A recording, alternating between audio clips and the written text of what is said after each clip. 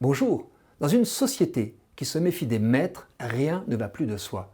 La modernité ne reconnaît que ce qui est scientifiquement mesurable. Mais alors, que dire de l'amour? Qui peut prétendre évaluer son intensité ou le prouver scientifiquement? Impossible. Résultat, l'amour est versé au rang des hypothèses d'école, invisibles, indémontrables, il pourrait bien ne pas exister. Et c'est ainsi que l'on a commencé à nier la réalité de l'amour maternel, réduit à une injonction culturelle dont il faudrait se libérer. Certains parlent de déconstruire ce stéréotype qui pèserait sur les femmes, être en devoir d'aimer leurs enfants. Vous objecterez peut-être que l'amour maternel donne des fruits qui se voient, tandis que l'absence d'amour maternel se paie cher. Mais comment le prouver? Alors vous imaginez pour les pères.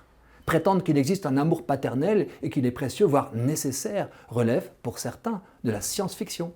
Ils ont beau jeu de constater l'errance de nombreux pères, la maltraitance que d'autres infligent à leurs enfants, pour remettre en cause l'idée d'un lien bienfaisant entre le père et l'enfant.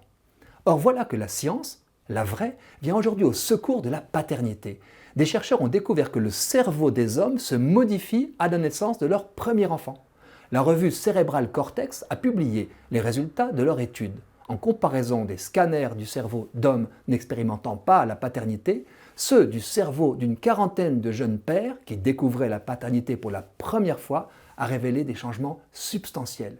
Ils s'apparentent par leur intensité à ceux qui se manifestent dans notre enfance et à l'adolescence. La plasticité des cerveaux paternels est soulignée. Les zones où siège l'attention, la sensibilité, la vigilance, l'empathie se densifient alors que d'autres zones peut-être inutiles semblent régresser, au moins pour un temps. Cette recomposition psychique n'aurait rien à envier à celle des femmes enceintes que de nombreuses études ont vérifiées. J'en connais qui trouveront la découverte convenue. Il suffit de regarder un jeune homme devenir père pour constater qu'une naissance peut révéler des potentialités masculines jusqu'ici ignorées. Le voilà soudain responsable d'une vie fragile qui l'attendrit, avec laquelle il communique, dont il se fait protecteur. Je me souviens pour ma part de la première nuit qui suivit la naissance de notre aîné. J'avais été accaparé autour de l'accouchement par la santé de la maman et de notre enfant. De retour à la maison, j'ai senti mon cœur se dilater comme s'étaient dilatés les poumons du nouveau-né. Un espace s'ouvrait en moi pour l'aimer. Ma vie avait basculé une fois pour toutes dans la paternité. Paternité à perpétuité. Expérience sensible dont je ne m'étonne pas qu'elle ait sa correspondance hormonale et neurologique. Nous sommes trop habitués à séparer le corps de l'esprit. Je suis mon corps. Et comme celui d'un sportif, ce corps s'ajuste à l'expérience que je lui fais vivre.